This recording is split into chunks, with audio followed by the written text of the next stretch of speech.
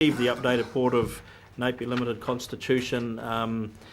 The HBRC board would rather that we endorse the updated, which is really the only change here, and questions were asked and have been answered.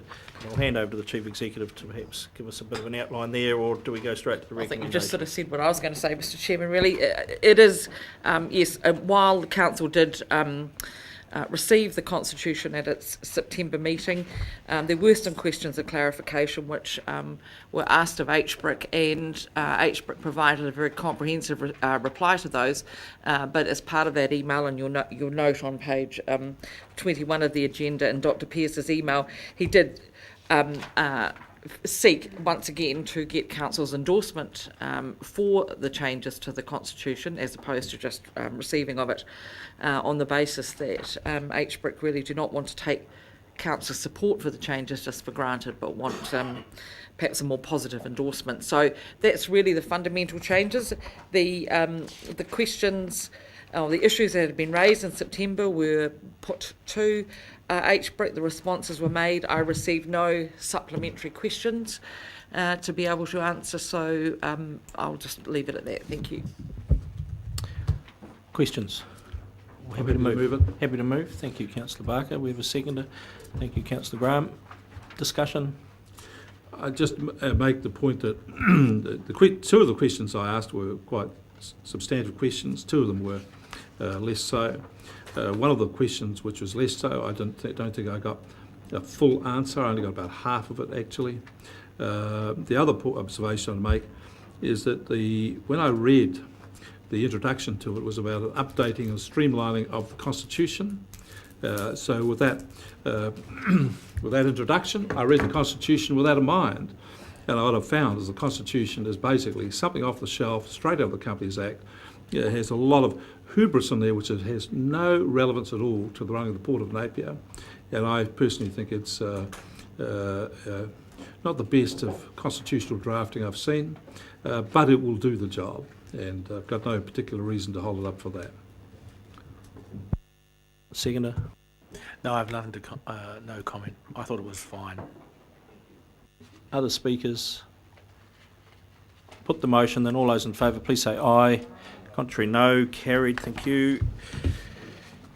Let's go now then to the annual plan progress report. Thank you, Mr Chairman. Is Manton Collins with us still or not? Yeah, he just walked in. Timing, That's timing. Impeccable timing. Thanks, Manton. Councillors, this is a report covering the first 3 months of the current financial year. The first comment I've made there is this is the first report that pro rata budgets have been done slightly differently. You'll recall that Council asked that for this current financial year, 14-15, that pro rata budgets be done differently. They have been. They now represent the estimated fall of revenue and expenditure proceeding through the year, and they've been signed off by the managers, and Manton's carried that out with the managers. So as a result of that, the variations from pro rata budgets for the first 3 months are very, very few. One would expect that at this stage of the year. What we have spent time on for this 3-month report is reforecasting, which is a little unusual. Normally we reforecast 9 months into the year, which would be 31st of March 2015, reporting in April, but there are some big items that we believe we should bring to your attention, and also run a bit of an eye over other reforecast items, and then indicate some action for a deficit that's slightly moved out on us. If we look at section A on page 39, I've got down the bottom there that the reforecast has been brought about in recognition of two major changes. The financial close for the Ruataniwha has been moved out to the 31st of March 2015, which is 9 months. This has an impact on cash flows from council to the Ruataniwha. So monies that we were going to, or the annual plan said we would be advancing to the Ruataniwha at an earlier stage, will now move out and be delayed by another 9 months if and when they happen. There's also another impact. There's an increase over the 9-month delay for council staff, and so there's a charge there from to the Ruatana for Capital. So that's a positive, but we'll go through some of those. The other big effect, of course, is the Reserve Bank of New Zealand in their official cash rate. When the annual plan was done, the economic forecast had that OCR, official cash rate, moving out from 3.5, which had towards 4.5 and 5, which of course has an impact on the interest rates we can get from the bank for our deposits. It's now known that the Reserve Bank stopped at the 3.5 in July 2014, and it's the next revision, I think, is March 15, and now they're talking about whether there will be much of a revision even in March 15. Coupled with that is the bank's willingness or need to attract deposits, and this has come about because of adjustments in the housing market and their ability to loan out huge chunks of money, and it certainly has an effect with people or institutions wanting to deposit money with banks. For instance, even at an OCR of 3.5, we were able to get from the bank something like 5 to 5.1% on 6 and 12-month money. But now, because the banks appear as though they don't need quite so much by way for loans, that's come back, and we're struggling to get 4.7, 4.8. Now, how long that's going to continue, we don't know, but I thought it was really important for us to give you a heads up at this stage of the year, which is a little bit unusual, but there's plenty of time to manage it and to at least know what the pressures are. So if I could, I'd just take you through page 40, some of the other reforecasting bits and pieces we've looked at, because I thought it was probably a time when Manton and I could look at some other adjustments that could be made. So under groups of activities, strategic planning, there's an extra 62,000 to be provided for there, and that's for this council's contribution to the High Court appeals currently underway for the Plan Change 6, and that was subject of a paper from HBRC, so you will have realised that. So the figure was 62,000 as our contribution. The next item there under regional resources, 50,000. You'll recall that 400,000 was carried forward. A lot of that was for consultancies and council science programs. There was 50,000 of that spent in the previous year, 13-14, and the resolution said that if it was spent in that year, because sometimes the timing it is difficult to know exactly when it's going to go. If it was spent in that year, then it would be adjusted in the 14-15 year. So that 50,000 has been ploughed back, so that's a favourable. Some cost centre adjustments. I alluded to the 9-month delay for the RWS financial close, which means that more staff time is needed over the 9-month period. That's been estimated at 118,000, so that much staff time will be put over to the capital account, so that results in a favourable variation. The next one is another favourable investigation of 72,000, pertains to Koha. pertains to sick leave provision, which Audit New Zealand did discuss with us. It would appear in the provision in our balance sheet was getting a little bit high, which means that people are taking more sick leave, I believe. So we've looked at that and taken it back by 72,000 to affect the operating account. So we've got some favourables there. The bottom of the page, the regional income, of course, to the extent that HBRC do not require the money as early for the Ruatana, then there's less to be paid by them for the use of that money. So there's an unfavourable there. But that, on page 41, is offset by that money now being available for us to invest, albeit at a lower rate.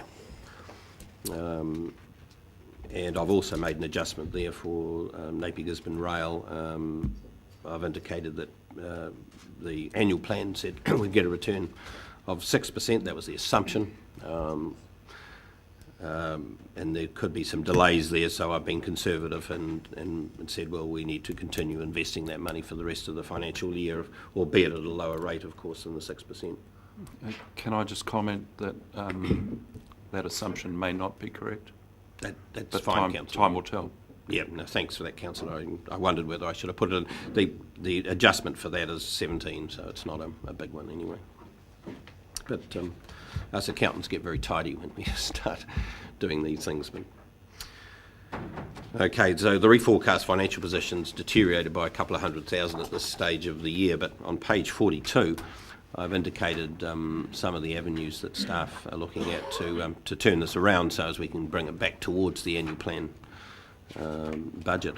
The first bit, of course, is continuing monitoring the interest rates by trading banks, because you'll appreciate that if they don't need to increase a lot to get a little bit more, especially when you're talking about towards 70 million on investment for the moment. So that's going to be monitored with some vigilance, and we'll be negotiating rates.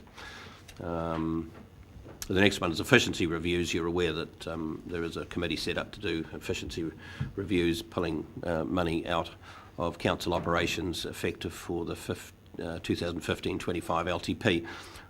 There's no reason, depending on what they are, there's no reason why we shouldn't be able to implement some of those for the remaining 6 months of the year. So the executive will be looking at that in the next few months.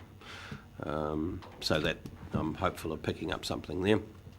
The last one I alluded to is another reserve, which I've given a fair bit of detail to, but it's a reserve set aside over a number of years, in fact since November 2009, for calls made on this council, as in the other 77 councils as a member of the mutual, for leaky building claims.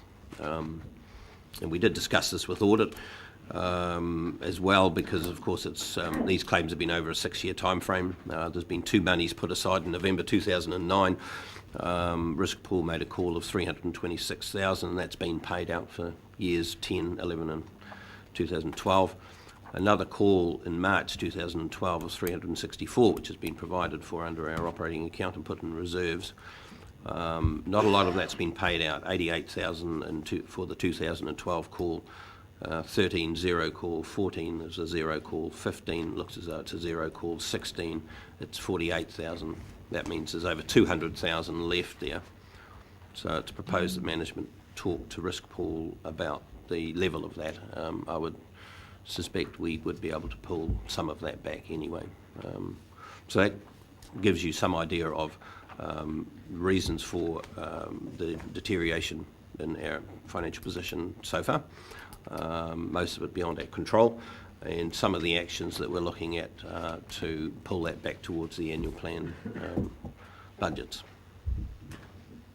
That's it for me on the reforecasting. There are several other sections here: capital, loans, balance sheets. Mr. Chairman, Could we deal with the reforecasting first then? Any Mr. questions in particular to what's just been discussed? Councillor Dick. Yeah, Mr. Chairman, perhaps Paul could tell us why, given that the $70 million is being held in reserve for a project, subject to that project crossing some threshold conditions, why then, if that money is set aside specifically for that project, shouldn't HBRC be paying us the difference between the 4.7 and the 6% and capitalising it into the establishment costs of the project? yeah, the council's approval for putting money into the Rotanafa was conditional on any drawdowns made by HBRC for the Rotanafa being at 6%. It wasn't conditional on them having to pay 6% if the money wasn't drawn down. Okay, assumption there was that it would be invested by council, and there would be a gap, but it wouldn't be as much as it is today. Certainly, we thought it would be towards March next year. We'd be getting rates of about 5.4 or 5.5, because 5.1 was an average. but that doesn't seem to have happened. There's HBRC in order to, in the initial year or two, HBRC in order to be able to fund the 6%, there was a matter of a funding deficit, which Council looked at in April 2014, and the resolution there was that Council resolved that HBRC look to borrow that deficit or to amend their cash flow requirement so as the deficit would be minimised or not occur. Why can't they do that now? Well, I mean, Council, everything's possible. The purpose of this paper is to indicate where we are as a council and some of the areas that I'm proposing that we look at in order to bring that unfavourable position back to where we are on a plan. Could be a future discussion, though, I think. Well, can I suggest, if you can't find other ways to drag it back, that be seriously considered? Thank you, Councillor Hewitt. I have a couple of questions. Thank you, Paul. Just following on a little bit with my statesman beside me here, and I know we disagree on this, but given that we have 0.1% increase in our rates on that 70 million is going to contribute $70,000 back into the ratepayer pool, why is it that we have an investment company and we're not looking to them to be managing that investment at this time? Because $70 million is a lot of money, and I'd suggest that's where the expertise should be for those funds to be administered. Yeah, the difficulty with that is because the money is required and presumably required in the short term, the ability for anyone to get more than interest on bank deposits is severely restricted. If indeed there was 70 million available for a medium to long term period, then of course you could get advice of how to do a balanced portfolio, and we all understand where balanced portfolios come in. They do go up and down, by the way, but one would anticipate with a balanced portfolio and a medium to long term investment, you would improve bank rates. Of course, you would expect that. That's the reason you have balanced portfolios. But this money, if the Ruataniwha goes ahead, will be needed in fairly short order. So there is a compromise here. You've got to take the rate that's offered so as the money is available. It's important that the money is available when it's needed. Okay, you hear me. I've ongoing concerns that money's not being put to best use when we have an investment company. So my other question for you is we have, I see 40% of funds limited to investment. Do we have 40% of the funds that can be invested with one institution or the lesser of X amount? Because obviously that rate is, I mean, the amount that we're investing is increasing. So Yeah. 40% of $70 million is quite significantly different to 40% of 10 million. Yes. What's the policy on that? Yeah, the policy is that we spread the monies available around trading banks. And Council looked at, I think about 2 or 3 months ago, a paper that enabled us, if the rates were right, to put more than the 25. It was 25% with any bank. Now it's 40%. So we do have the ability, if the rates are right, to put 40% of that 60 or 70 million in one bank, if the rates are right. So the money's capped at 60 or 70. That is allowed to be. No. It's 40% of the funds available for investment. Should we not be considering that amount is finite? 40% of a finite amount? Your risk is increasing incredibly as your funds increase, isn't it? Yeah, we are talking about trading banks here. So the facility now is to take 40% of the sums available for investment to put with any trading bank. It used to be 25 for a number of years. All right. But I take that's something that can come up under audit and risk as well then? Yeah. I take your point, Council. I mean, as the numbers become bigger, then the exposure becomes bigger, but that's going to be true anyway, as the numbers get bigger. So questions as they relate to this, where we're at so far, have you got the reforecasting or have you got something else? No, I have. I want to get a question on the balance sheet later, but you're going to come up. Okay. But I just have some comments now. Questions. First of all, I really appreciate the management accounts. I thought they were much easier to read, and I thought they're much more accountable, makes everyone more accountable in their division, so I thought that was really good. Just to counter that, I support the money going to the trading account bank. I mean, it's secure, where we could perhaps charge HBRC a Servcom fee, but they're our own business, so why would we really?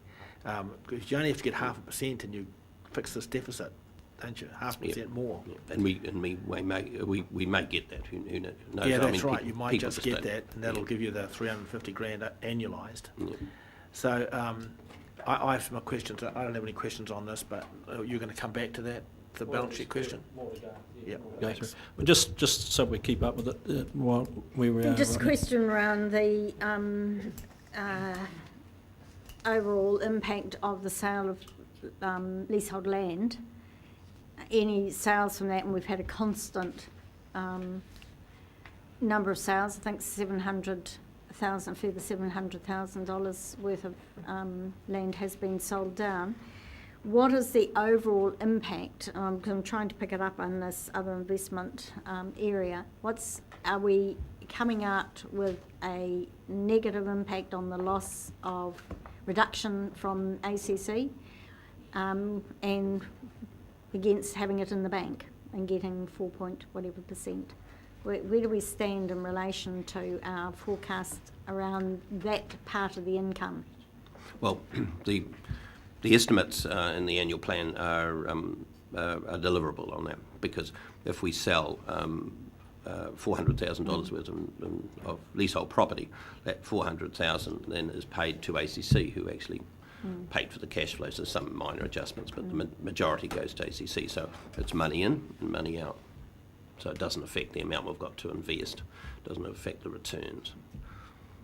And it doesn't affect, well, it affects the amount we've got to pay to ACC by way of cash flow, of course, because we've actually given them a lump sum to reduce the indebtedness. So it doesn't affect the annual plan. It's a money. Are neutral on yes, this it's a money moment? go round, yeah. Even though the money that we're actually getting for having it in the bank has dropped? Oh, yeah, but we've still got that money in the bank, because when the person freeholds, and that the freeholding money goes to ACC. So the payment that ACC gave us to purchase the cash flows is still in the bank. It's still in the bank, yeah. Thank you. Any other questions on this? Everyone's good? Okay. Do you want to continue through the balance sheet? Yes, Mr. Chairman, I'm happy to take questions on this, because this is Manton's area. He's our balance sheet expert. So perhaps we take some questions. And welcome back, Manton. Manton's been doing his bit for succession planning for the business. New arrival in the house, so good on you. Well done.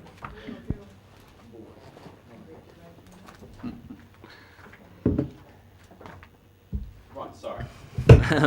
Yeah, so I guess we can go through, or if you've got, I know you've got a question, so we can, we'll go from there. Thanks, Manton. I'm just wondering why they're not significant, but they are different. Why the actuals that we got, must have been a couple of months ago, I guess, to the 30th of June, and the actuals that we've got for 30th of June here are slightly different in some areas. I mean, if we got balance sheet items and it says an actual at 30th of June, I would have thought it stays as an actual and you change the balance sheet the next month. That may well have been for audit changes. So there were a couple of audit adjustments from that time. Most of it was just reclassification type thing. So one would have gone from a current to a non-current, or something that they've picked up and said this should shift.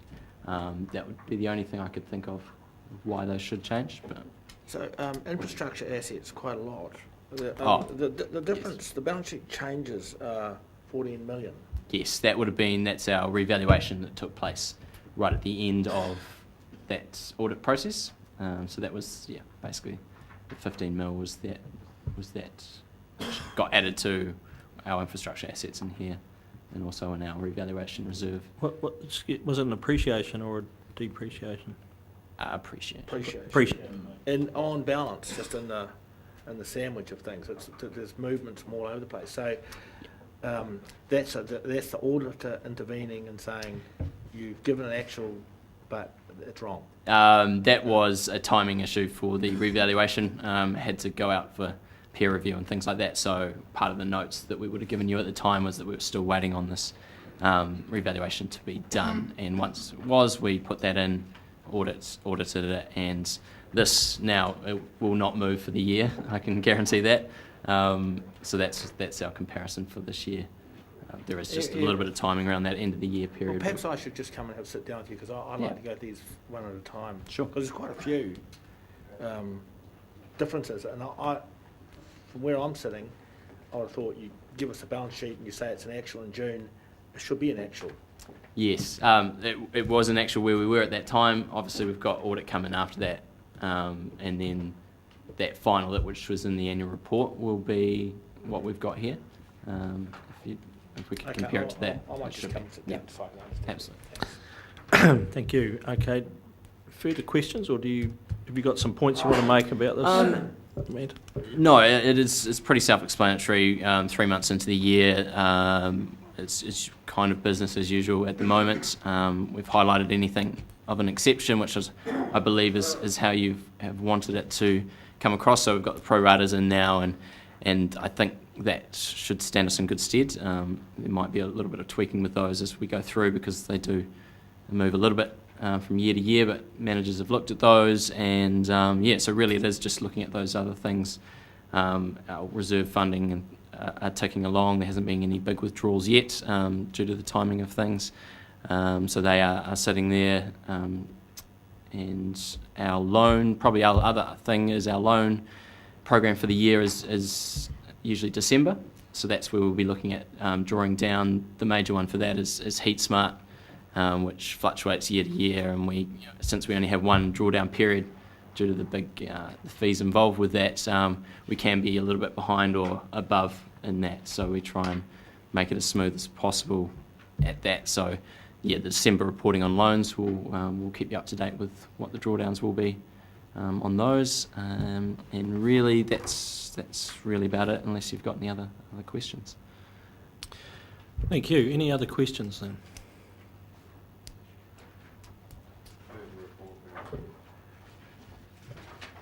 Okay, we've got a mover there. There's no questions. You have a seconder. Thank you. You wish to speak, Councillor Dick?